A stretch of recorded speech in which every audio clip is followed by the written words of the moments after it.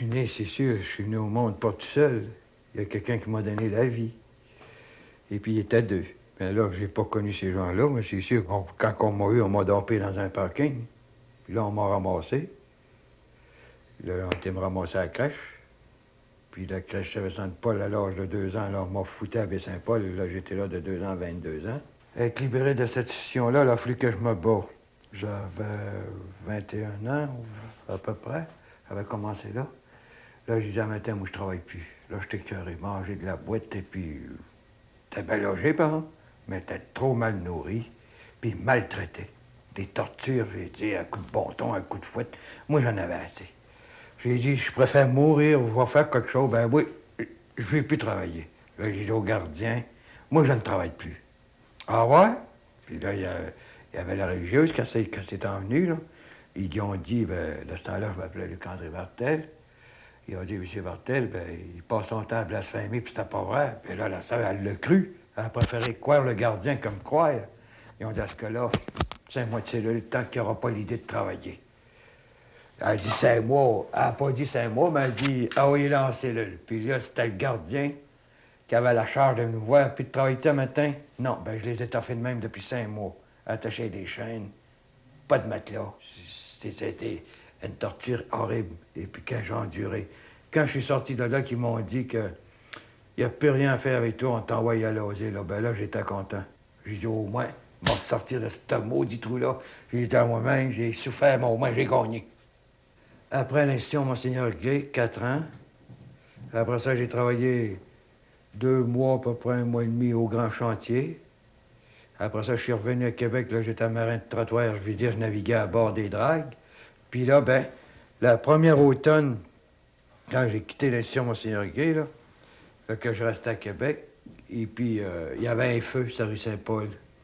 Là, il y avait une femme qui a tout perdu, ses meubles, puis tout. Mais je t'approchais d'elle, elle avait une grosse Catalogne, c'était en plein hiver, elle faisait frette, puis j'ai dit, qu'est-ce qui s'est passé? J'ai dit, quoi c'est qui s'est passé? J'ai dit, comprenez, j'avais pas d'argent pour faire réparer mon poêle, puis là, je perds mon ménage, puis là, je perds mes 2 jumelles qui sont en train de brûler comme des torches vivantes. C'est là que j'ai dit qu'à moi, c'était moi, il faut que je fasse de quoi là-dedans. Puis là, c'est là que je suis organisé avec un gars, il est mort maintenant, qui m'a montré le métier, être ramoneur, réparer les carburateurs, puis tout ça.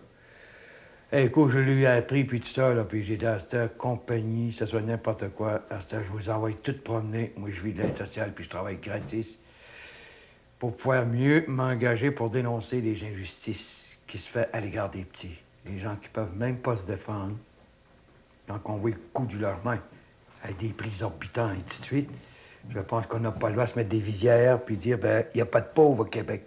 Il y en a bien plus qu'on le pense. Tout est politique parce que c'est la politique qui fait les lois, qui décide de monter les prix. C'est une compagnie qui demande de monter le chauffage. Le gouvernement, il va dire, OK, montez, mais il ne se préoccupe pas de celui qui est payé à tous les mois. Il n'y a même pas d'indexation. C'est une intervalle, c'est le pain qui monte, c'est le loyer, c'est l'électricité. Ça, il s'en fout. Le gars, il s'appauvrit plus vite que celui qui l'est organisé. Le syndicaliste, lui, l'ouvrier syndicat, lui, il est organisé. Lui, il a qu'à jouer du crayon, puis il va voir son leader. Hey, moi, la grève le matin, le coût de la vie est remonté. Mais un assisté social, puis un retraité, un détenu, il ne peut pas se défendre. Là, lui, il n'y a personne pour l'organiser. Il se déculotte plus vite que celui qui l'est organisé. Ça fait que donc, il est obligé de se priver.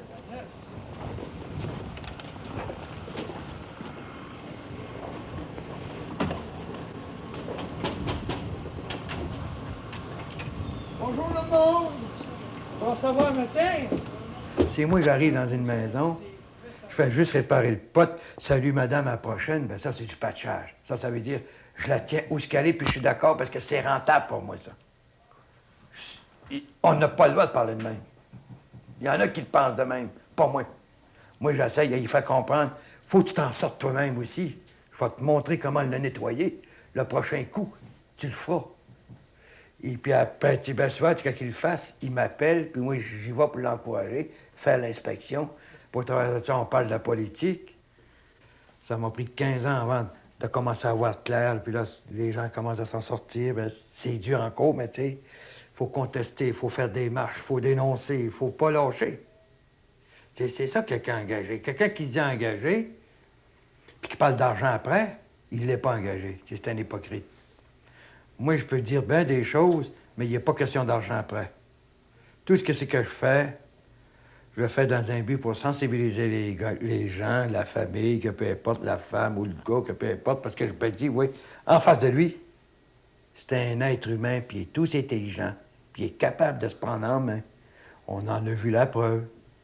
De tous ceux depuis 19 ans, tu sais, j'en ai pas 50 000 qui nettoient le pot toujours de même. Peut-être ils ont rendu service à l'autre qui est à bas prix.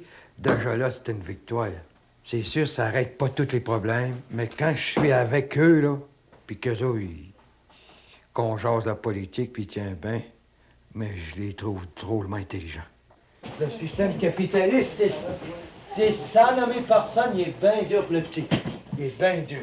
Aujourd'hui, tu sais, lundi passé, lundi, il y a 15 jours, ils ont monté le pain. Bon. Là, ils parlent de monter l'huile.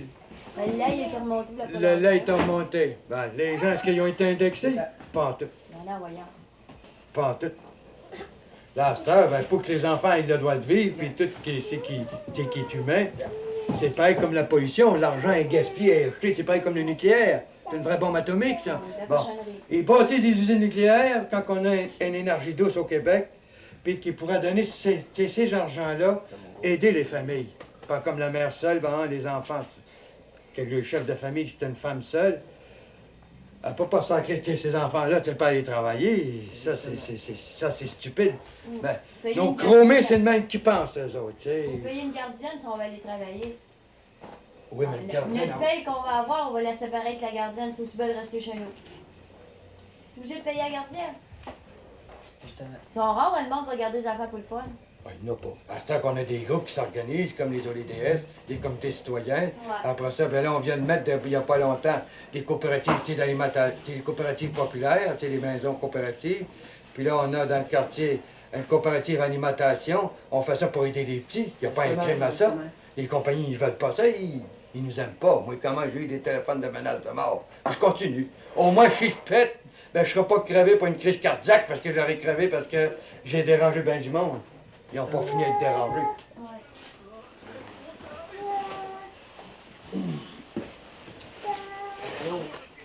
Ouais. Un autre affaire. Ouais, je l'avais caché un peu. Ça va faire 20 ans, le 1er janvier 80, je fais ça, c'est bon, je vais mettre mon collier de perles. C'est 14 carats, c'est le dernier prix. Hein? C'est le dernier prix. Ouais.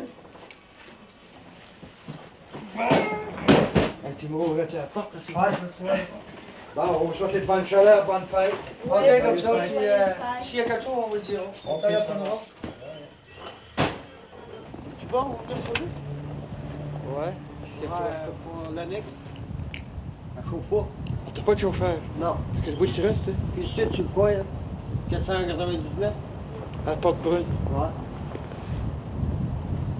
Ouais, mais là, j'avais quelqu'un à faire là-bas. As-tu des enfants? Un enfant d'aîné. On va se faire, on va y aller, OK. C'était comme mon tour, c'est que tu restes pour voyer l'ensemble. On va aller voir ça, OK, ça va. Ça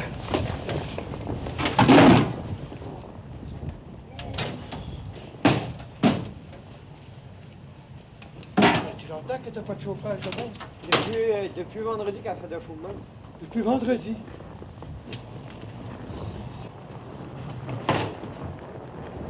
On va aller voir ça. Le bonheur n'est pas ici bas, c'est pas vrai. Parce que j'ai vu un cas, que ça vaut la peine de le dire, quand j'ai fait ma marche de Québec à Ottawa. Ah ben, c'était dans le bout de Repentigny. Un gars, il me sort, il m'invite à dîner. Je suis passé devant chez eux. Il est en train de me montrer ça, la piscine, puis tiens, ben, ah, c'était beau. Ah, une belle maison, le gars. J'ai dit, c'est donc ben beau ici. J'ai dit, c'est chic, mes tapis, beau, des belles vitres taillées. Le gars, il se fait un pas pire, hein? Il est gagné. J'ai dit, écoute, mon vieux, c'est un test que j'ai fait, moi. Je l'ai accepté son déjeuner. J'ai dit, si tu meurs aujourd'hui comme demain, ben t'es fou, toi, je mourrai pas, mais t'es malade. Tu sais, qu'est-ce qui va payer les impôts? Tu sais, il est tellement attaché à sa bâtisse, et à sa piscine, puis à son nounours, puis à son char. Pour lui, là, Il n'est pas question de mourir. Ce gars-là, parler de la mort, c'est qu'il sacre un coup de poing entre les deux yeux. Il veut pas l'entendre parler. Il est trop attaché à son bien. Ça devient dangereux. C'est pour ça qu'on vit dans un monde complètement déshumanisé. Je ne sais pas comment te dire ça, parce que on vit dans un système capitaliste, c'est plus fort la poche. Moi, je vis un peu pareil comme ce serait un système socialiste. Puis vivre des deux côtés comme ça, ah, c'est pas vivable, hein? Mon école a été dans la rue, en écoutant les gens, en jasant avec eux autres. Ça a été toute une école. Et puis, je crois qu'un système socialiste, ça dépend des dirigeants. S'ils croient vraiment à une dignité humaine et une vraie justice, j'y crois à ce genre de système-là. Peut-être ça peut amener à avoir une juste part pour tout le monde. Tandis que là, c'est complètement des inégalités, puis il y a trop d'injustice. J'ai le goût de continuer, puis pas lâcher, puis lutter avec les petits. C'est ça qui est ma solidarité. Non pas charité, parce que charité, on écrase les petits, ils deviennent complètement indépendants, ils restent assis, puis ils s'aident même pas. T'sais. Si on nous montre à se prendre en main, puis les écouter, puis dire, ben toi, t'es tous intelligent que moi, t'es capable de parler, là, c'est y rendre service de se tenir debout comme un être humain, non pas l'écraser. Le Noël qui s'en vient, je vois les gens heureux, ils vont veiller, ils vont réveillonner, ça va sur les frères, ça va sur les tantes. Moi, j'appelle ça Noël des capitalistes, des riches. Ça existe pour eux autres, non pas plus petits. Un Noël, je me dis, ben moi, j'ai pas grand-chose à donner. Toutes les Noëls, presque 20 ans, ça fait 20 ans le 1er janvier 80. Mais le 1er janvier, depuis le début que je fais ça, toutes les Noëls, j'ai toujours été travaillé. Pour moi, c'était une petite part que j'allais donner aux familles les plus démunies. J'avais rien à leur donner. J'ai dit que plutôt de m'assire, puis avoir des banquets, puis m'amuser. Je peux pas me permettre ça parce que j'ai pas le droit, parce qu'il y a des gens qui souffrent, qui ont rien. Au Québec, c'est sûr qu'on a notre part du tiers-monde. Au point de vue pauvreté, logement, tout est cher. Ils sont même plus capables de se nourrir tout à l'heure parce que ça va coûter énormément cher. Puis déjà, je pense que cet hiver, qu'est-ce qui est ma peur, ça va être une catastrophe. Déjà, là, il y a des gens qui sont plus capables de s'acheter de l'huile.